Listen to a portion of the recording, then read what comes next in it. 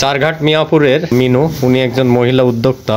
উনার এই বিশাল গরু, উনি এটাকে প্রতিপালন করে আসছেন অনেক দিন যাবত। এই গরু আপনি পালন করছেন একেবারে ছোট থেকে? ছোট থেকে, হ্যাঁ।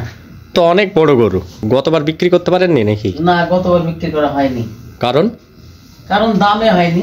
এইবারই কিছুদিন আগে দাম বলেছে 4,80,000। আমার দাবি মোটামুটি 6 লাখ। তো এই গরুর পিছনে আপনার খরচ কত টাকা হয়েছে? খরচ তো আমি ওইভাবে হিসাব করিনি বেটা, আর হিসাব করতেও পারিনি। আমি খাওয়াই এই পর্যন্ত। আপনারা দেখেন যে গরুর ঘর, এটা এখানে কিন্তু থাকেন উনি। এই যে এটা উনার ঘর, একই ঘরের ভিতরে উনিও থাকেন। এবং উনার যে গরু আপনারা দেখেন যে বিশাল আকারের কিন্তু গরু। এটা গরুর জাতটা আসলে কি জাতের গরু? এটা জাত হলো ফিজিয়াম, অরিজিনাল ফিজিয়াম। এটা অরিজিনাল ফিজিয়াম জাতের গরু। তো এটা আপনি কোথায় থেকে কিনেছিলেন?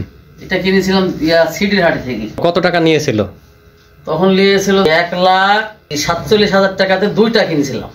1,47,000 দুইটা? তারপরে একটা বিক্রি করেছে 1,45,000-এ, আর একটা আছে। ওইটা কতদিন আগে বিক্রি করেছেন? ওইটা বিক্রি করেছিলাম 1 বছরের হাতে। আর এটাই রেখে দিয়েছেন? এটাই রাখি। তো গরু তো দেখছি যে আপনাকে অনেক পছন্দ করে। হ্যাঁ, গরু কিছুই তো বলে না। আর এই গরু সম্ভবত এই ঘর থেকে বেরও করা হয়নি নাকি? না, বের করা যাবেও না এই দরজা দিয়ে। গরুর পিছনে এখন পর্যন্ত আপনার খরচ কত টাকা হয়েছে আনুমানিক? তো একটা হিসাব না, এখন ঘটনা হলো যে আমি আনি, খাওয়াই, এভাবে রেখে দিই। আপনার মাসিক কোনো হিসাব করা আছে যে এই গরুর পিছনে? না। আপনার কি এখন একটাই গরু না আরো আছে? না, একটাই। ছাগল 2টি আছে। তো আপনি মানে শুধু কি কিনার উপরে নির্ভর করেন না ঘাস? না, আমি ঘাস খাওয়াইনি, শুধু আউল খায়। ওর সাথে আউল আর হলো গমের মোটা চেলটি হবে। তো গরু তো আসলে মানে দরজা দিয়ে তো বের হবে না? না, বার হবে না। দরজা দিয়ে বার হবে না, টিন দিয়ে বার হবে না। গোয়ালের পিছের থেকে ওয়াল ভাঙি বার করতে হবে। তাহলে এখানেও তো আপনার ঘরের একটা খরচ আছে, ক্ষতি আছে। তো এই গরুর পিছনে কত সময় ব্যয় করেন আপনি? মোটামুটি সকাল 8টার সময়, 8টার আগে গরু খাওয়াই নিয়ে দাওয়াই নিয়ে হয়ে যায়। 8টার আগে তৈরি থুই আমি আবার চলে যাই, অফিসে যাই। তা এই সময় কে দেখাশোনা করে? এই সময়তে মমতাজ দেখাশোনা করে। ওটা কে আপনার? আমার বোন। আউর খাই হলো পানি চুষকা খাওয়াই হলো আউর দি ভুসি দি। রাতে তো আপনি থাকেন নাকি? আমি থাকি রাতে। একাই থাকেন আপনি রাতে? দুইজনাই থাকি, তো কদিন এই ঘরে আছে। তো গরু মানে কাকে বেশি? সবচেয়ে কথা শুনে কার? মালিক যে? আপনার কথাই বেশি শুনে? আমার কথাই বেশি শুনে। ভয়ে আর কেউ ভিড়তে পারে না, ভিড়লে আমি ভিড়ি ওর কাছে। হ্যাঁ, খাবার গেরা দিই, আবার দুপুরবেলা গোসল করাই। গোসলে দুইজন না থাকলে তো হয় না? দুইজনও থাকলে করা নিয়ে যায়, একলাও করে নি। আপনি একাও করাতে পারেন? হ্যাঁ, উনিও একা করে, আমিও একা করাই।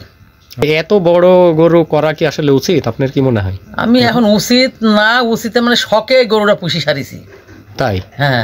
এখন বিক্রি করতে এসে আর কি আর মিলছে না, অস্বাভাবিক বড় হয়েছে। গরুর মাংস কত হতে পারে এরকম অনুমান করছে? অনুমান তো মোটামুটি 20-এর উপর যাওয়ার কথা। 20 মনের উপরে?